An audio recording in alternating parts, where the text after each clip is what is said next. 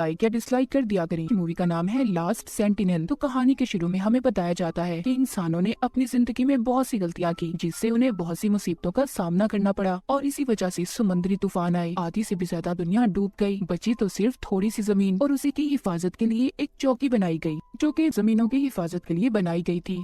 समंदर के बीचों बीच वही चौकी दिखाई जाती है। उसे सेंटिनल का नाम भी दिया गया था। ये साल था 2063 का। जमीन का नक्शा पूरी तरह बदल चुका था। यहाँ पर 4 सिपाही पहरा दिया करते थे, मगर इनकी ड्यूटी 2 साल तक की थी। अब 2 साल तो हो चुके थे, मगर इन्हें लेने यहाँ पर अभी तक कोई भी नहीं आया था। हम देखते हैं कि ये लोग तूफानी रात में मछलियाँ पकड़ रहे थे। तभी इनका कैप्टन ये देखता है कि एक तूफानी लहर इनकी सेंटिनल से टकराने वाली है, इसीलिए वो अपनी टीम को अंदर जाने का कहता है। अब ये जो मछलियाँ पकड़ रहे थे वो भी दोबारा से पानी में गिर गई थी। एक साथी जिसका नाम बेन्स था, वो एक पाइप को ठीक करने जाता है, जिससे चौकी में पानी आ रहा था। इससे पहले पानी और बढ़ता, इसने पाइप को ठीक कर दिया था। दरअसल इस चौकी को ऐसे बनाया गया था कि ऊंची लहर से भी इसका कोई नुकसान न हो। ये पानी की लहरों के साथ ही अपने आप को एडजस्ट कर लेती थी। अब सुबह हो गई थी। यहीं पर इनका एक और साथी सेलिवियन बहुत दुखी था कि वो लोग उस तूफान की वजह से मछलियाँ नहीं पकड़ पाए, क्योंकि मछलियाँ पकड़ने का मौका इन्हें महीने में सिर्फ एक बार ही मिलता था। बेन्स जो कि सेलिवियन पर बहुत नाराज था, वो कहता है कि तुम्हारा काम हमें अच्छे खाने खिलाने का है और तुमने कल रात मछलियाँ क्यों नहीं पकड़ी। मेरा काम इस सेंटिनल की हर चीज को अच्छे से रिपेयर करने का है, जो मैं करता हूँ और मैं अपनी ड्यूटी अच्छे से निभा रहा हूँ। यहीं पर कैप्टन सबको चुप होने का कहते हैं। दरअसल ये लोग अब अपने घर जाना चाहते थे। ये यहाँ पर रहकर तंग आ गए थे।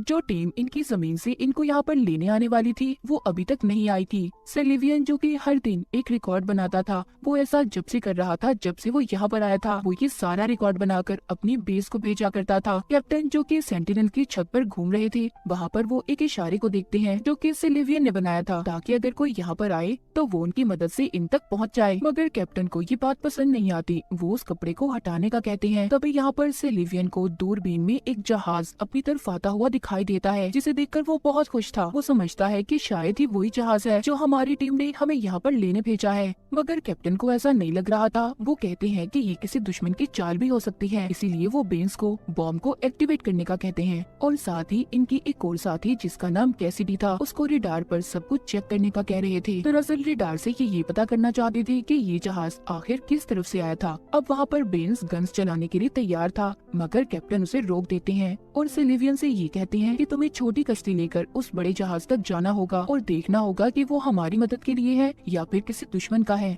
सेलिवियन जो कि डरा हुआ था, वो जाना तो नहीं चाहता था, मगर फिर भी वो कैप्टन की बात मानकर जाने के लिए तैयार था। इसीलिए अब वो कश्ती लेकर उस जहाज पर चला जाता है। कैप्टन उससे बार बार राब्ता करने की कोशिश कर रहे थे, मगर वो अपने सिस्टम को बंद कर देता है, क्योंकि उसे शक था कि अगर जहाज में कोई हुआ तो वो उसे सुनकर पकड़ लेगा। उधर कैप्टन को ये लग रहा था कि सेलिवियन को दुश्मन ने मार दिया, इसीलिए वो कंट्रोल रूम में जाते ही बॉम्ब को कैसिडी को एक्टिवेट करने का कहते हैं। बॉम्ब को एक्टिवेट करने के लिए 2 चाबियों की जरूरत थी। वो ये सब कुछ करने से डर रही थी, मगर ये इनका फाइनल ऑर्डर था। उधर सेलिवियन जो कि उस जहाज की छानबीन कर रहा था, उसे वहाँ पर कोई भी नहीं मिलता, ना जिंदा इंसान और ना ही मुर्दा। वो ये सब देखकर मायूस हो गया था कि अब भी इनकी टीम में से इन्हें यहाँ पर लेने कोई नहीं आया। वो कभी भी अपने घर नहीं जा सकते। वो ये सोचकर वहीं पर बैठ जाता है, मगर इसी चक्कर में वो ये भूल गया था कि उसने कैप्टन को भी इस बारे में बताना था कि जहाज में कोई नहीं है। इसीलिए अब वो जल्दी से अपने रेडियो को ऑन करता है और कैप्टन को बताता है कि यहाँ पर कोई नहीं है। तभी जल्दी से वो बॉम्ब को चलाने से रोक देते हैं और अब उसकी दोनों चाबियों को कैप्टन ने अपने पास रख लिया था। वो कैसिडी से कहते हैं कि तुम जल्दी फैसला नहीं ले सकती, इसीलिए तुम्हें इन चाबियों की जरूरत नहीं है।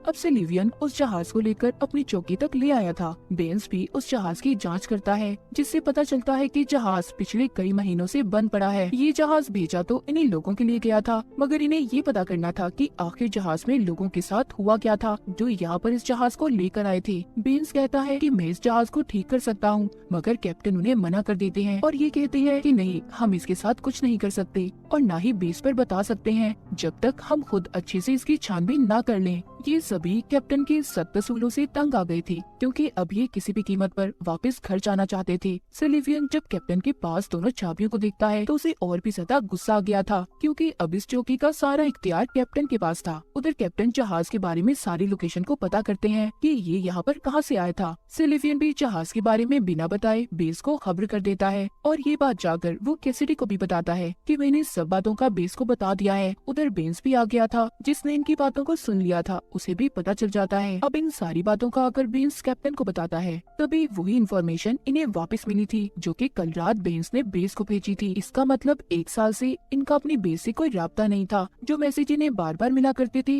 वो इन्हीं के भेजे हुए मैसेज थे। इन सब बातों के बारे में जानकर अभी और ज्यादा मायूस हो गए थे। इनके पास अब कोई उम्मीद नहीं बची थी कि ये लोग वापिस से अपने घर जा सकेंगे या नहीं। उसी रात बेंस छुपते हुए उस जहाज के अंदर जाकर इंजन को चेक करता है कि वो ठीक हो सकता है या नहीं। जब वो चेक करके वापस आता है तो सिल्वियन उसे देख लेता है और उससे पूछता है। बेंस जो कि उसे बताना तो नहीं चाहता था मगर फिर भी वो बता देता है कि हाँ, मैं जहाज के इंजन को देखने गया था कि मैं उसे ठीक कर सकता हूँ या नहीं, तभी हम घर वापस जा सकते हैं, वरना कैप्टन हमें कभी भी वापस नहीं जाने देगा। अब ये बात जाकर सिल्वियन कैसिडी को बताता है। उसे भी ये बात अच्छी लगती है। वो कहता है ऐसा करके हम शायद यहाँ से निकल सकते हैं, मैं और बर्दाश्त नहीं कर सकता। वो इस बात को भी जानते थे कि कैप्टन कभी भी इन्हें इस बात की इजाजत नहीं देगा, इसलिए ये दोनों बिना बताए जहाज को ठीक करने चले गए थे। अब जब ये वापस आते हैं तो इन्हें कैप्टन ने देख लिया था। कैप्टन जब उन दोनों को देखते हैं तो ये कहते हैं नहीं, हम इसे ठीक नहीं करेंगे बल्कि इसके एक एक पुर्जे को खोलकर अपनी चौकी तक लेकर आएंगे। ये बात सुनकर सिल्वियन को बहुत गुस्सा आता है। वो कहता है बस बहुत हुआ,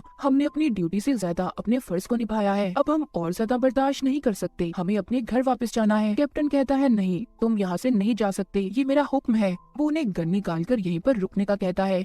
उधर कैसिडी जो कैप्टन के साथ रहकर यहीं पर खुश थी मगर फिर भी वो इन दोनों के लिए कैप्टन से बात करने चाहती है कि वो इन्हें यहाँ से जाने दी। वो कहती है कि तुमने पहले भी अपनी जिद बहुत से सिपाहियों को खोया है तो तुम ये गलती दोबारा मत करो, उन्हें जाने दो। कैप्टन कैसिडी की बात को सुनकर ये फैसला करते हैं कि हम में से 2 यहीं चौकी पर रहेंगे और 2 जा सकते हैं। बेंस तो ये सुनकर खुश था मगर सिल्वियन खुश नहीं था क्योंकि वो कैसिडी को भी अपने साथ लेकर जाना चाहता था। वो कैसिडी से कहता है कि तुम कैप्टन से कहो कि मैं भी जाना चाहती हूँ, मगर वो कहती है नहीं, तुम जाओ, मैं यहाँ पर बहुत खुश हूँ। जब बेंस और सिल्वियन ने अपनी सारी तैयारी कर ली थी उसी रात कैप्टन उन्हें एक लेटर भी देता है जो कि जाकर उन्हें बेस पर देना होगा। अब जब सुबह होती है तो हर तरफ खतरे की घंटियां बजना शुरू हो गई थी। कैप्टन उन्हें छत पर बुलाकर जल्दी से बॉम्ब को एक्टिवेट करने का कहते हैं। वो कहते हैं दुश्मन का एक जहाज हमारी तरफ बढ़ रहा है, लेकिन वहाँ पर सिल्वियन को इस बात का अंदाजा हो गया था कि ये जहाज उनकी बेस से उन्हें यहाँ पर लेने आया है। अब वो कैप्टन की इस बात को मानने के लिए तैयार नहीं था कि वो बॉम्ब को एक्टिवेट कर दे। यहीं पर कैप्टन उसे गन दिखाकर उस जहाज को भी तबाह करवा देता है। सिल्वियन और बेंस की उम्मीदें टूट गई थी। तभी पीछे से कैसिडी आती है जिसने कैप्टन के सर पर कुछ मारकर उसे बेहोश कर दिया था। ये तीनों उसे कमरे में बंद कर देते हैं। सिल्वियन कैसिडी से पूछता है कि तुमने मेरा साथ क्यों नहीं दिया। वो कहती है अगर मैं तुम्हारा साथ देती तो तुम्हें कैप्टन कभी भी न जाने देता। बेंस कहता है हमें उसे मार देना चाहिए मगर सिल्वियन सबको ऐसा करने से रोक रहा था। सिल्वियन कैप्टन से मिलने जाता है और उससे पूछता है जब हमारे दरमियान में ये बात तय हुई थी कि हम में से 2 लोग यहाँ पर रहेंगे और 2 वापस चले जाएंगे तो तुमने अपना इरादा क्यों बदला। वो कहता है ये जहाज हमें लेने 3 महीने पहले भी आया था मगर किसी ने रेडार से रास्ता बदल दिया। हम लोगों के बीच में कोई गद्दार छुपा हुआ है जो चाहता है कि वो यहीं पर रहकर हर चीज पर कब्जा कर ले और जो हमारी जमीन है उस पर बॉम्ब गिराकर उसे तबाह कर दे। सिल्वियन कहता है अच्छा, अगर तुम सब बातों को जानते थे तो तुमने मुझे पहले क्यों नहीं बताया। इतना कहकर वो वहाँ से दोबारा से उसे बंद करके चला जाता है क्योंकि उसे कैप्टन की बातों पर यकीन नहीं था। जिसके बाद सिल्वियन अब सारा दिन बेस से मदद मंगवाने की कोशिश में लगा रहता है पर कोई फायदा नहीं था। यहीं पर कैसिडी उसे अपने बचपन की तस्वीर भी दिखाती है और ये बताती है कि जब दुनिया डूबी नहीं थी तो मैं अपनी फैमिली के साथ समुद्र पर आई थी, लेकिन दुश्मनों ने मेरी सारी फैमिली को मार दिया और बस मैं अकेली बची हूँ। ये सुनकर सिल्वियन को बहुत दुख होता है। रात को कैसिडी जब अपनी ड्यूटी कर रही थी तो उसके पास बेंस आता है जो नशे में था। वो उसे बदतमीजी करने की कोशिश कर रहा था। कैसिडी खुद को छुड़वाकर सिल्वियन के पास जाती है। बाद में इन दोनों को पता चलता है दरअसल बेंस कैसिडी के पास बॉम्ब को एक्टिवेट करने की चाबी लेने आया था। बेंस रेडियो से बेस पर ये मैसेज भेज देता है जो काम वो करने आए थे वो पूरा हो चुका है, इसीलिए उन्हें वापस बुला लिया जाए। सिल्वियन और कैसिडी जल्दी से कंट्रोल रूम की तरफ बढ़ते हैं। सिल्वियन कहता है रुक जाओ बेंस, तुम ऐसे बॉम्ब को नहीं चला सकते और ऐसे किसी मासूम की जान नहीं ले सकते। ये बात सुनकर बेंस रुक गया था। वो रोने लगता है क्योंकि उसे वापस जाने का कोई रास्ता नजर नहीं आ रहा था। जिसके बाद ये कैप्टन को देखते हैं जिसके कमरे की खिड़की खुली हुई थी। इन्हें देखकर ऐसा लगता है कि शायद उसने समंदर में कूदकर अपनी जान दे दी। कुछ दिन के बाद इन्हें समंदर के बीचों बीच कुछ मलबा नजर आता है जिसे कैसिडी और सिल्वियन वहाँ से लेने जाते हैं ताकि वो उधर जाकर अपनी जरूरत का कुछ सामान ले आए। ये जब यहाँ पर मछलियाँ पकड़ रही थी तो सिल्वियन के जाल में कैप्टन की लाश आ गई थी जिसके सर पर चोट का निशान था। उसे देखकर ऐसा लग रहा था कि जैसे उसे किसी ने मारकर समंदर में फेंक दिया हो। अब जब ये वापस आते हैं तो सिल्वियन को बेन्स पर शक हो रहा था, इसीलिए जब कैसिडी दोबारा से बेन्स के साथ समंदर में जाने वाली थी तो वो कैसिडी को एक गन देता है ताकि वो अपना ख्याल रख सके। उनके जाने के बाद वो कंट्रोल रूम में जाकर सारी फाइल्स को चेक करने लगता है जिससे उसे बेन्स की फाइल से ये पता चलता है कि वो दिमागी तौर पर बीमार था मगर वो एक अच्छा इंजीनियर था, इसीलिए उसे यहाँ काम पर रखा गया। सिल्वियन को कैप्टन की सभी बातें सच नजर आ रही थी। उधर हम कैसिडी और बेन्स को देखते हैं जो दोनों एक दूसरे को देख रहे थे और यहाँ पर हमें पता चलता है कि कैसिडी ही वो जासूस थी जिसने 3 महीने पहले आई जहाज में लोगों को गन से मारा था। वो बेन्स को भी मार देती है और रोते हुए अब सिल्वियन के पास आ गई थी। चौकी पर सिर्फ 2 ही लोग बचे थे। अब वो अगले दिन कैसिडी के पास जाकर बॉम्ब को एक्टिवेट करने का कहता है, ये कहकर कि उनके दरमियान में एक दुश्मन है। कैसिडी समझ गई थी कि सिल्वियन को उसकी सच्चाई पता चल गई है, जिस पर वो ये कहती है, हाँ ये सब कुछ मैंने किया है पर अपने लोगों की जान बचाने के लिए। हम चाहते थे कि हम इस चौकी पर कब्जा कर लें। सिल्वियन अब उसकी कोई बात नहीं सुनता और बॉम्ब को एक्टिवेट कर देता है। तभी कंप्यूटर स्क्रीन पर ये आता है कि आप इस बॉम्ब को एक्टिवेट नहीं कर सकते। दरअसल इस कंप्यूटर का सिस्टम बेन्स ने बदल दिया था क्योंकि वो नहीं चाहता था कि कोई भी एक इंसान इस चौकी पर कब्जा करके दूसरी दुनिया को तबाह कर दे। कहानी के आखिर में हमें दिखाया जाता है कि सिल्वियन और कैसिडी के दरमियान में सौदा हुआ था। वो दोनों यहीं पर रहकर इस चौकी की हिफाजत करेंगे और कोई भी किसी की भी दुनिया को नुकसान नहीं पहुंचाएगा। और इसी के साथ ये कहानी यहीं पर खत्म हो जाती है।